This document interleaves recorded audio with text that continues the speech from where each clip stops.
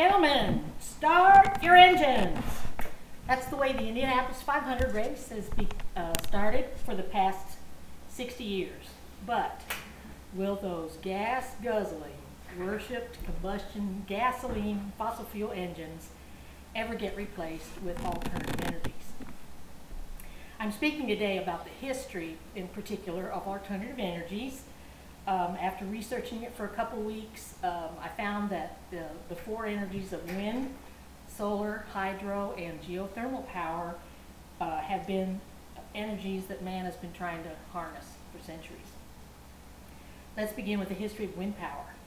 According to www.eere.energy.gov, in 5000 BC, or around then, the Egyptians had harnessed the wind to sail their boats down the Nile.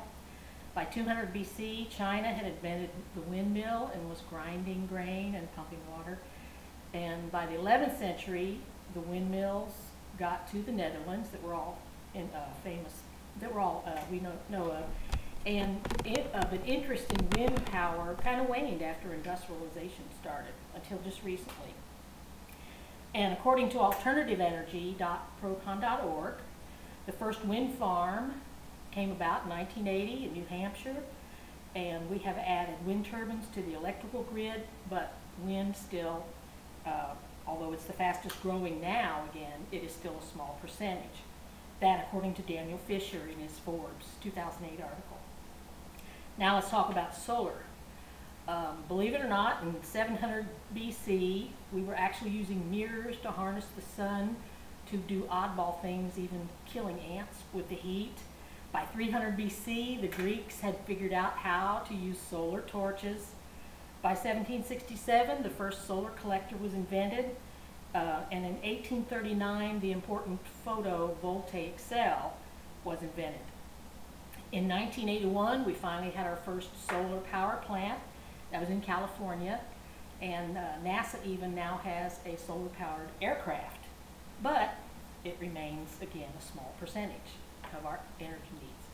Now let's talk about hydropower. By 8000 BC, we know the paddle wheel was being used, again, to grind wheat and pump things.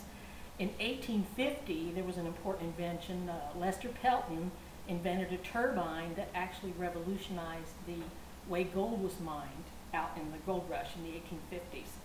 In 1880, we had even built a factory that ran on hydropower and made chairs in Michigan. And in the last century, now that we've learned how to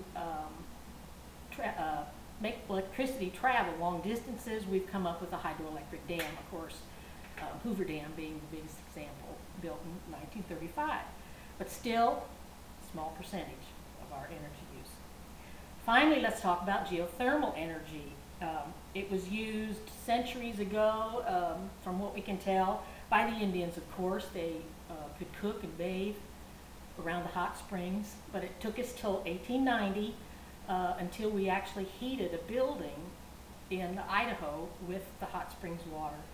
In 1960, though, we had our first power plant powered with geothermal, and plants continue to develop out west, but it's still a small percentage.